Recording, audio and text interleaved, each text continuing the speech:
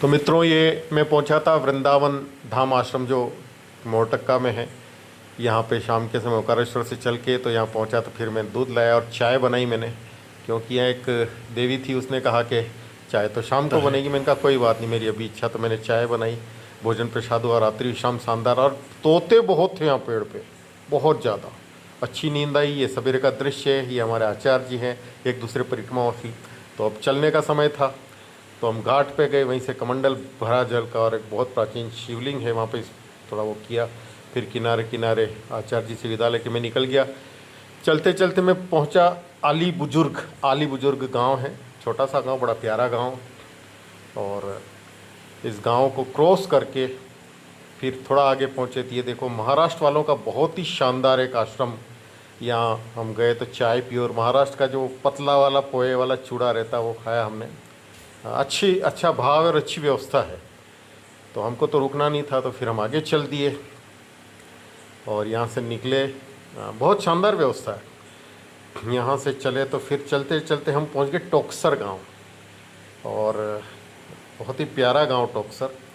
देखो, छोटा सा बच्चा नर्मदे हर की हर, बड़ा प्यारा, मेरे को जैसे कोई आशीर्वाद दे रहा हो। गांव अच्छा है, समृद्ध है, और गांव के बीच में बना हुआ भव्य राम मंदिर, और भगवान राम, लक्ष्मण, सीता जी और हनुमंत लाल जी का बहुत ही प्यारा विग्रह मैंने बाहर ही खड़े होके अपने श्रद्धा सुमन भगवान के चरणों में अर्पित किए। बहुत ही प्यारा मंदिर, प्यारा विग्रह। भगवान शिव का भी मंदिर था। और टोकसर गांव से थोड़ा बाहर निकलते उद्यान है बहुत विशाल, यहीं परिक्रमावासियों की रुकने की, भोजन की बहुत ही शानदार व्यवस्था। मेरे से आग्रह किया, रुकिए, भोजन प्रसाद करके ही जाना है। तो मैंने कहा ठीक है। तो भोजन प्रसाद बहुत ही अच्छा, रोटी और सब्जी बहुत अच्छी थी। और मुख्य बात थी कि यहाँ छाछ भरपूर, जितनी आपको चाहिए। मैंने कमंडल में भी ले ली, और क्योंकि गर्मी थी इसलिए। और यहाँ से फिर भरी दोपहर में ही मैं आगे निकल गया। चलते चलते पूछे भोगावा गांव, ये गांव था भोगावा। यहाँ काफ़ी लोग ऐसे बैठे थे वगैरह थे। फिर शाम को पहुँच गए। देखता हूँ यहाँ व्यवस्था ठीक लगी है तो रुक जाएंगे, नहीं तो आगे। नर्मदे हर, नर्मदे हर।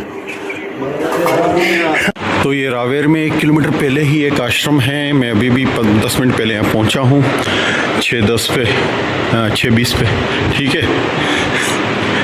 और अच्छी जगह है, खेतों के बीच में। So I will stay night here. Gauri Ashram. तो आते ही 5 मिनट बाद मुझे प्यारी सी चाय मिल गई है। आते ही मैंने कहा कि चाय मिलेगी, 5 मिनट में मेरे लिए स्पेशल चाय बन गई। तो रात्रि यहाँ पे शानदार गुजरी, और सवेरे काली चाय के साथ मेरे पास बिस्किट थे, वो मैंने लिए, थोड़ा नाश्ता। और यहाँ से निकला, देखो खेतों के बीच, कितना प्यारी मॉर्निंग। और लगभग आधा पौन किलोमीटर चलने के बाद ये आश्रम है एक, जहाँ पिछली परिक्रमा में दिन के समय मैंने भोजन प्रसाद ग्रहण किया था। रावेर खेड़ी गांव से, मतलब बाहर ही है, वैसे शुरू है गांव यहाँ से। ये आश्रम है बड़ा प्यारा, और अच्छी व्यवस्था है, खुला है, लेकिन परिक्रमावासियों के लिए अच्छी व्यवस्था है। और ये आगे रावेर गांव है, रावेर खेड़ी एक्चुअली।